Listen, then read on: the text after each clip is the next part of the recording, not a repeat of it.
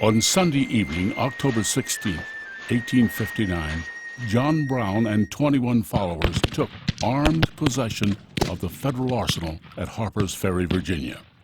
They intended to confiscate rifles and launch a massive slave insurrection to free the nation's 4 million slaves. Reactions to the raid were varied.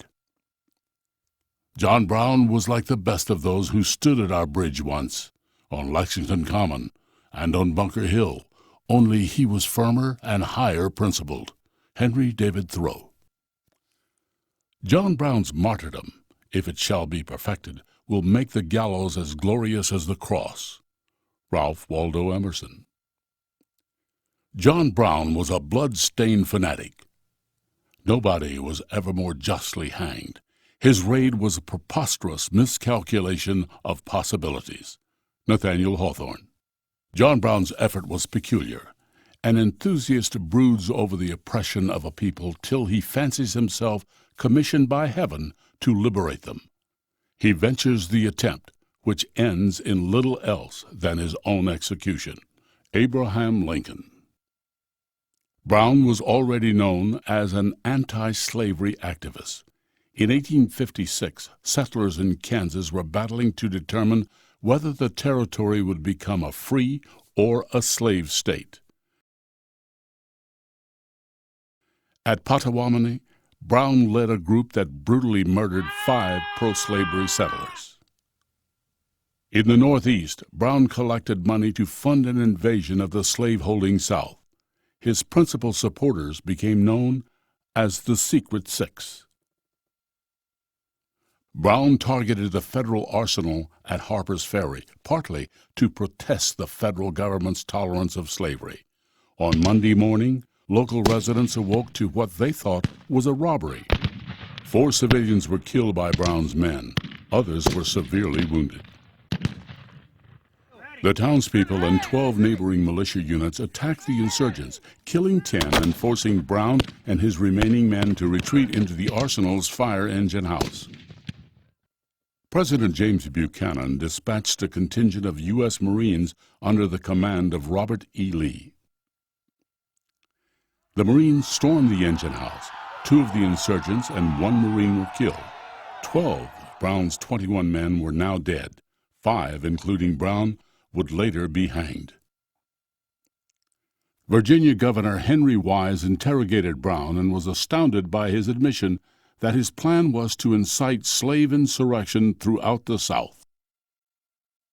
At his trial, Brown justified his action on Christian principles. He wrote eloquent explanations from Charleston jail that carefully omitted mention of the violence he had incited or the human slaughter that would have accompanied a major slave revolt. The letters and his courtroom testimony caused many to reassess Brown. To the dismay of many in the North, Virginia executed John Brown on December 2, 1859. Not a single slave had been freed, but the raid forced Americans to reconsider the institution that had plagued the nation since its founding. Southern secessionists welcomed the raid as an opportunity to unify public opinion in support of disunion. Northern reaction was remarkably varied. Some eulogized Brown as a martyr whose death would open the way to emancipation. Such outpourings outraged not only Southerners, but also many conservatives in the North. Businessmen whose prosperity was linked to the slave economy of the South staged union meetings in Boston, New York, and Philadelphia that attracted thousands. European commentators were appalled that Americans would execute an opponent of slavery. When we think of what Brown, this liberator, this fighter for Christ, attempted, and when we reflect that he is to die slaughtered by the American Republic, we recoil with horror. Victor Hugo. African Americans steadfastly revered the man who Frederick Douglass said began the war that ended American slavery. Today at last we know, John Brown was right. Slavery is wrong, he said. Kill it. It had to die by revolution, not by milder means. W.E.B. Du Bois, 1909. John Brown's name still brings powerful emotions to the surface. His raid continues to inspire debate about issues of liberation, justice, vigilantism, and terrorism. Does an individual have the right to carry out violent acts based on conscience? Does a noble end justify a bloody means? Is Brown so different from today's bombers, from Oklahoma City to Iraq, who attempt to galvanize public opinion to force political and social change? Following Harper's Ferry, many Americans who had dismissed ideas of secession and armed conflict moved rapidly toward more militant positions. Without John Brown, the Civil War might not have happened.